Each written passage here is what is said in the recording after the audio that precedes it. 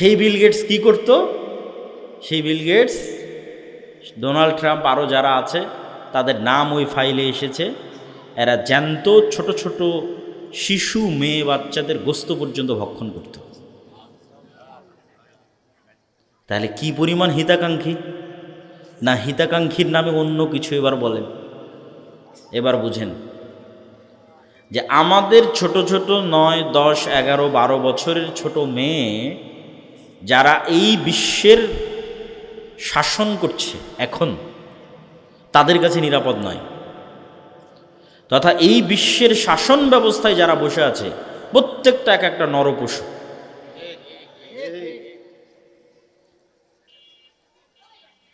যারা মুসলমানদেরকে মানবতাবাদের দার্স দেয়, গণতন্ত্রের ধ্বজাধরি, যে গণতন্ত্র প্রতিষ্ঠা করলে তোমরা নিরাপদে থাকবা, ন্যায় শাসন প্রতিষ্ঠা হবে, এই গণতন্ত্রের যারা দার্স দেয়, বুলিয়া ওড়ায়, এরা প্রত্যেকটা এক একটা আস্ত নরপিশাচ।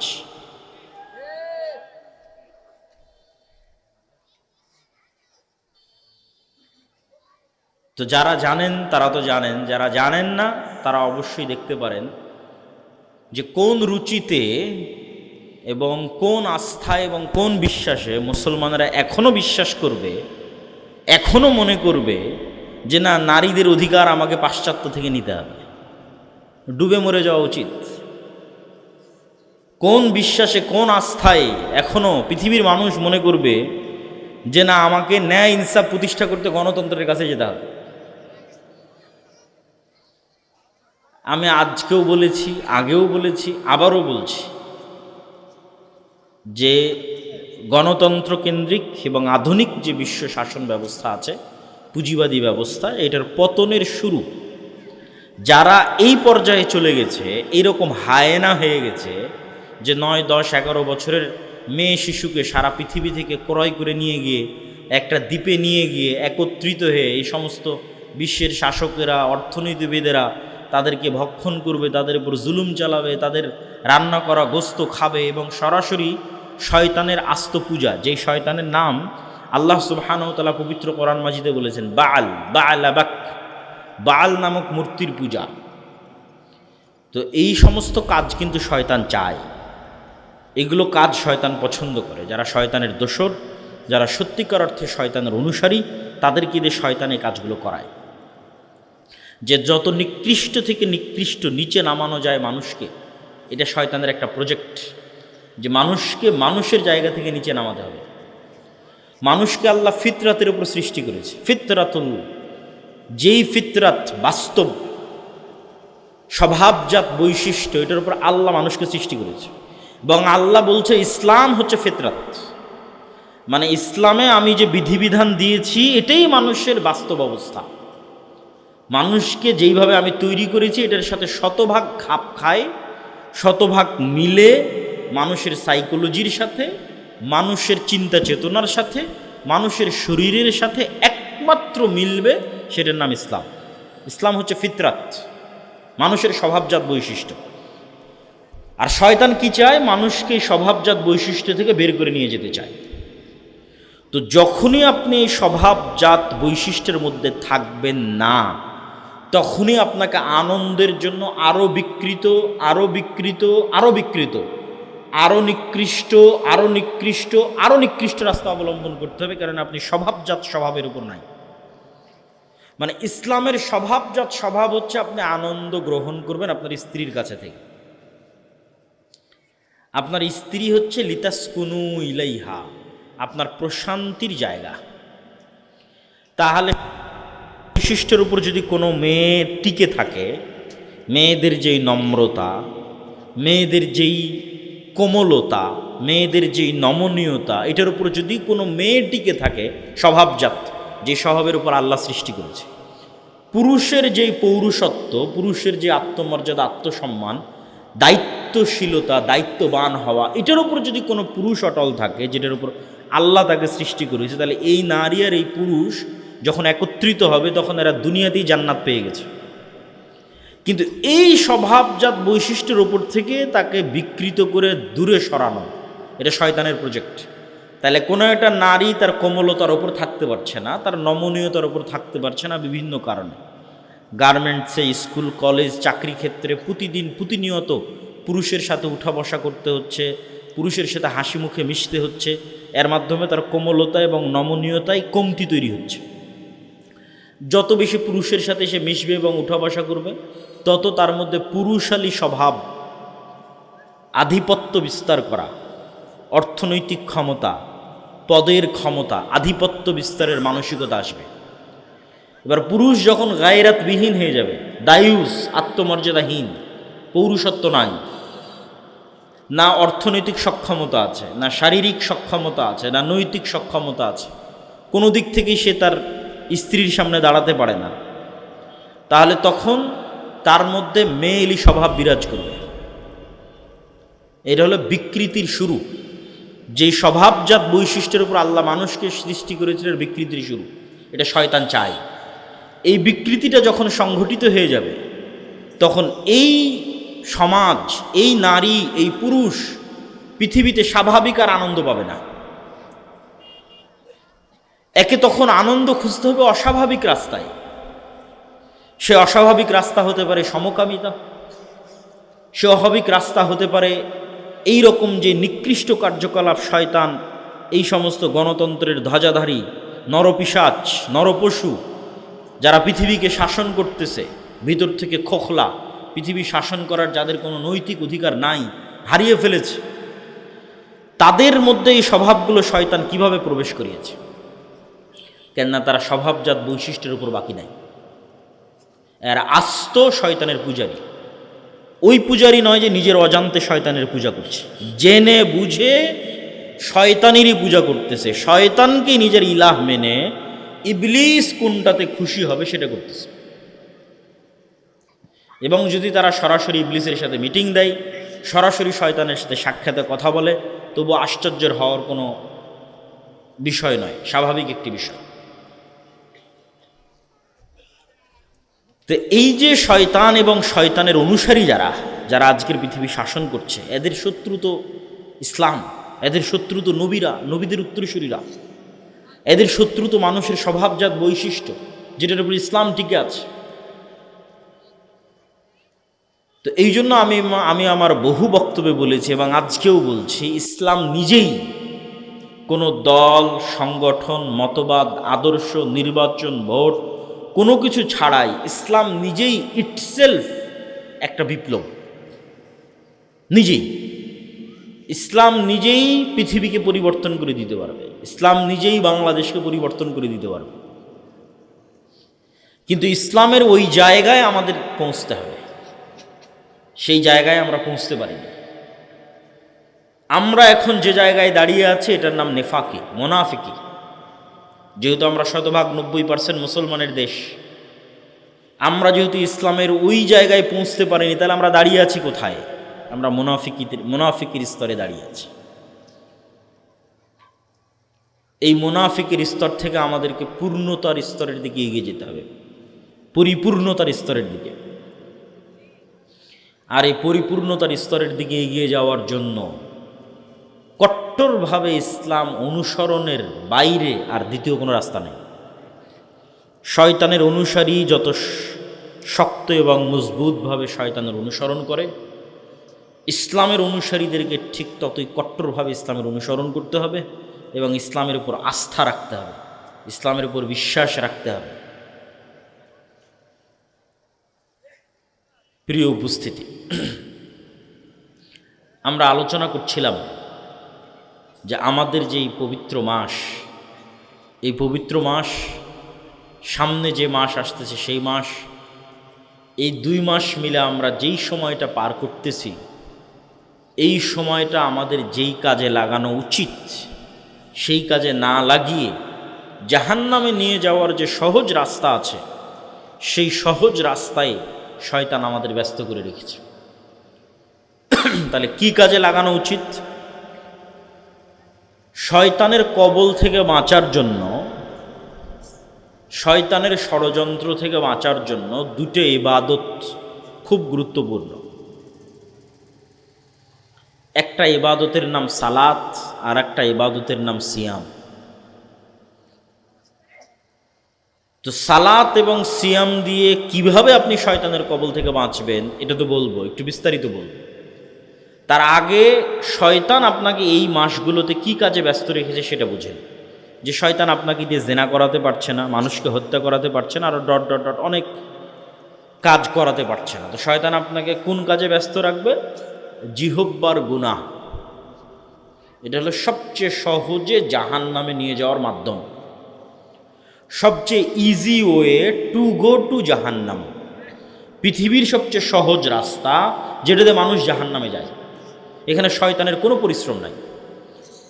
তো এই সহজ রাস্তায় চলতে মানুষকে সবচেয়ে বেশি উদ্বুদ্ধ করে গণতন্ত্র, নির্বাচন, যে তুমি দ্রুত কেমনে জাহান্নামে যাবা।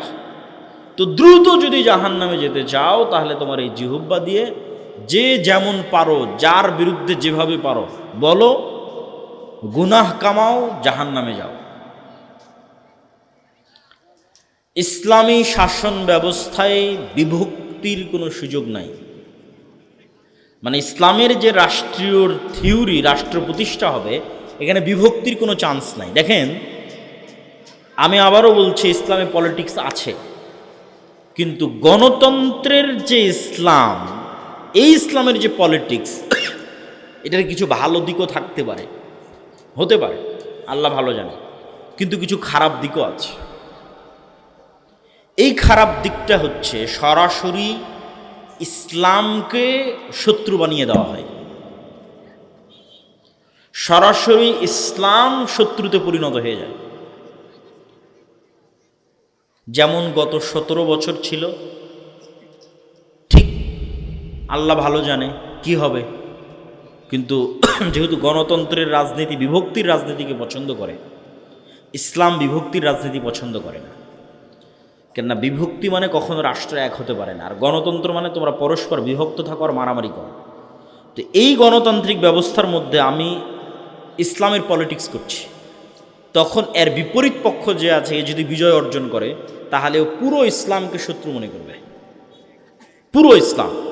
সে এখন যে ইসলামের পক্ষে রাজনীতি করছে, সে যে রাজনীতি করছে না, সে যে মসজিদে আছে, সে যে মাদ্রাসায় আছে, সে যে বক্তব্য দিচ্ছে, সে যে বই লিখছে, সে সব শত্রু, পুরো ইসলাম শত্রু।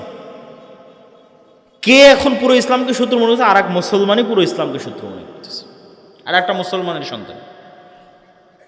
এটা তাহলে বানালো কে? আমি ব্যক্তির কোনো দোষ দিচ্ছি না, দলের না, এটাই থিওরি, গণতন্ত্রের যে থিওরি, এটা এভাবে ডিজাইন করা।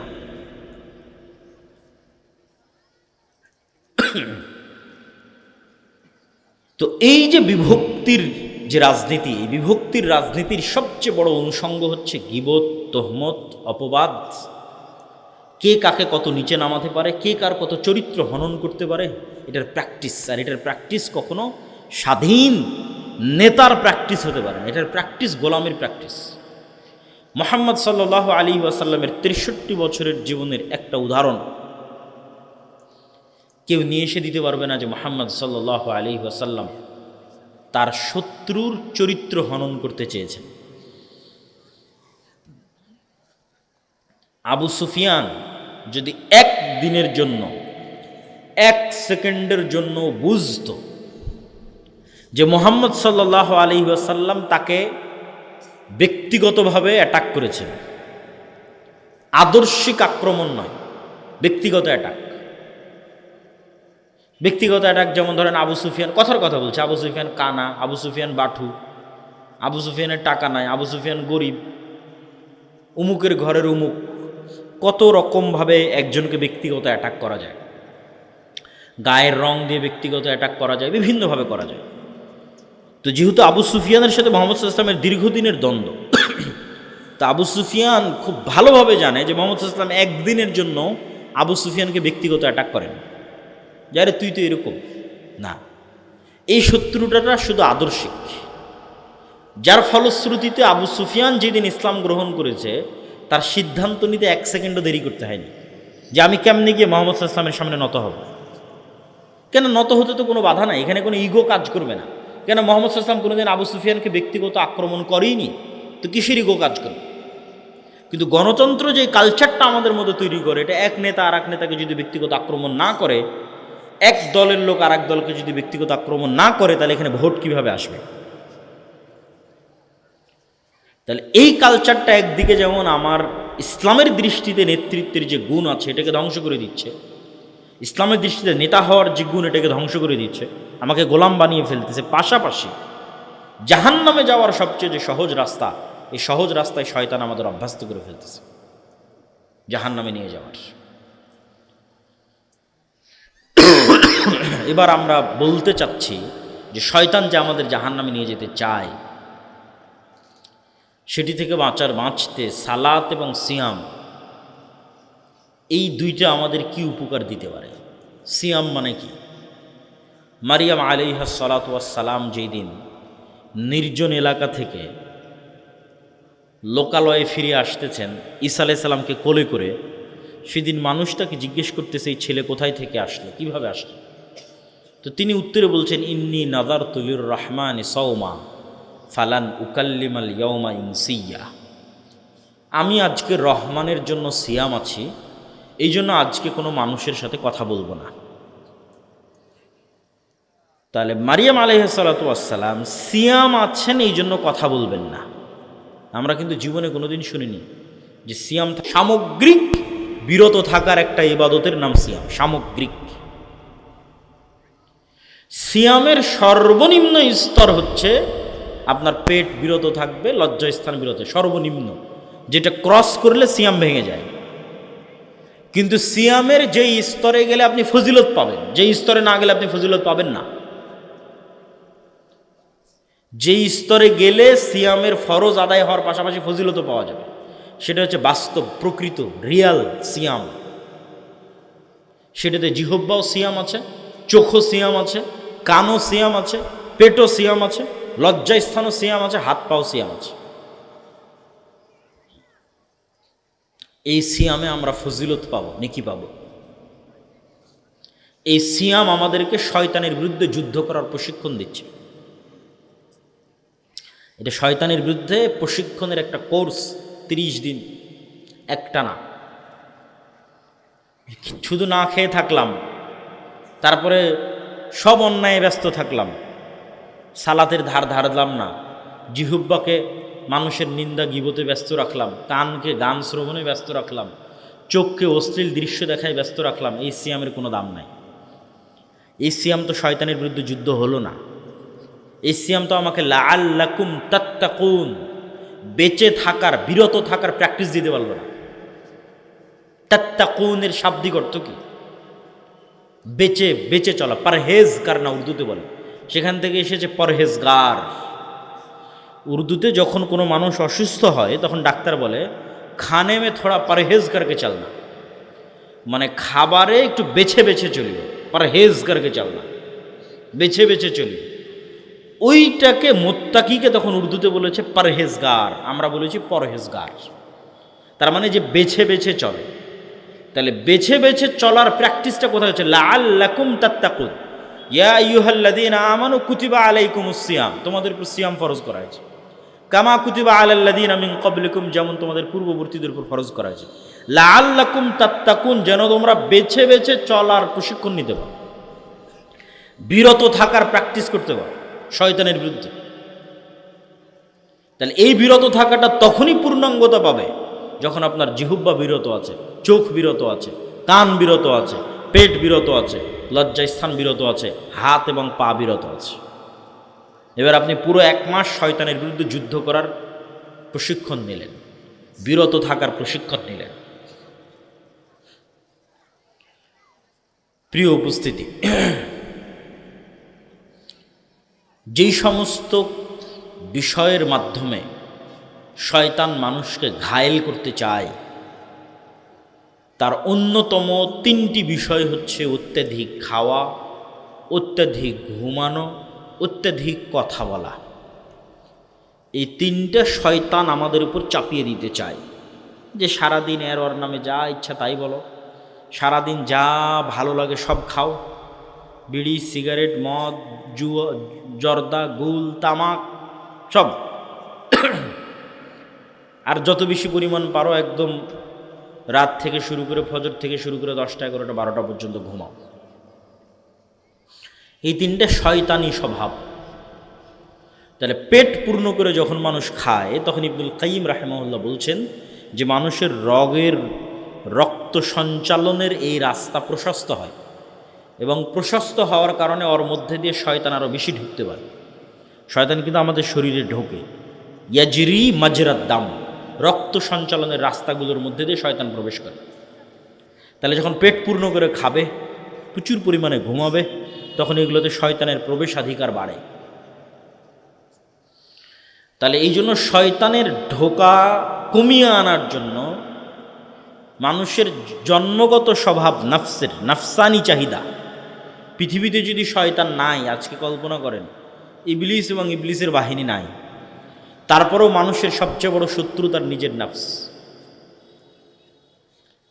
কেন? এই নাফস এই পৃথিবীতে তৈরি হয়েছে, এই পৃথিবীর আলো বাতাস মাটি পানি দিয়ে তৈরি হয়েছে।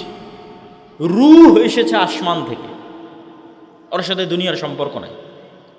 কিন্তু যেই নাফস দুনিয়াতে তৈরি হয়েছে, ও তো দুনিয়ার খাওয়া, দুনিয়ার বিনোদন ভালোবাসবেই। এইটা নাফসের জন্মগত চাওয়া যে সে খাওয়াকে ভালোবাসবে, এটা নাফসের জন্মগত চাওয়া যে সে নারীকে ভালোবাসবে, এটা নাফসের জন্মগত চাওয়া যে সে টাকাকে ভালোবাসবে। নাই পৃথিবীতে শয়তান, তখন এই নাফস নিজেই আপনাকে পথভ্রষ্ট করার জন্য যথেষ্ট। এই জন্য কিছু কিছু দোয়ায় রাসূলুল্লাহ সাল্লাল্লাহু আলাইহি ওয়াসাল্লাম একসাথে নাফস থেকেও পরিত্রাণ চেয়েছেন, শয়তান থেকেও পরিত্রাণ চেয়েছেন। প্রত্যেক বক্তা যখন বক্তব্য শুরু করে তখন দেখবেন, আজকের বক্তব্য আমি শুরুতে বলেছি, নাহমাদুহু ওয়া নাস্তাঈনুহু ওয়া নাস্তাগফিরুহু ওয়া নাউযু বিল্লাহি মিন শুরুরি আনফুসিনা। আল্লাহর কাছে পরিত্রাণ চাচ্ছি আমার নাফসের অকল্যাণ থেকে। তো নাফস যদি ভয়ঙ্করই না হবে, তো নাফসের অকল্যাণ থেকে কেমনে পরিত্রাণ চাই? শয়তান ছাড়া নাফস ইটসেলফ ভয়ঙ্কর, শয়তান ছাড়াই। এবার নাফসের নিজের নাফসানি চাওয়া, তার সাথে শয়তান যুক্ত হয়েছে, শয়তানের ওয়াসওয়াসা, এই দুটো যখন যুক্ত হয় তখন এটা আরও ভয়ঙ্কর। তাহলে এই দুটোকে লাগাম দেওয়ার জন্য একটা বড় মাধ্যম হচ্ছে সিয়াম। নাফস নিজে চায় খেতে, খাওয়া ভালোবাসে, সেখানে আমি খাওয়া বন্ধ করে দিয়েছি। নাফস নিজে চায় যে সে ঘুমাবে, সেখানে আমি রাত জাগতেছি।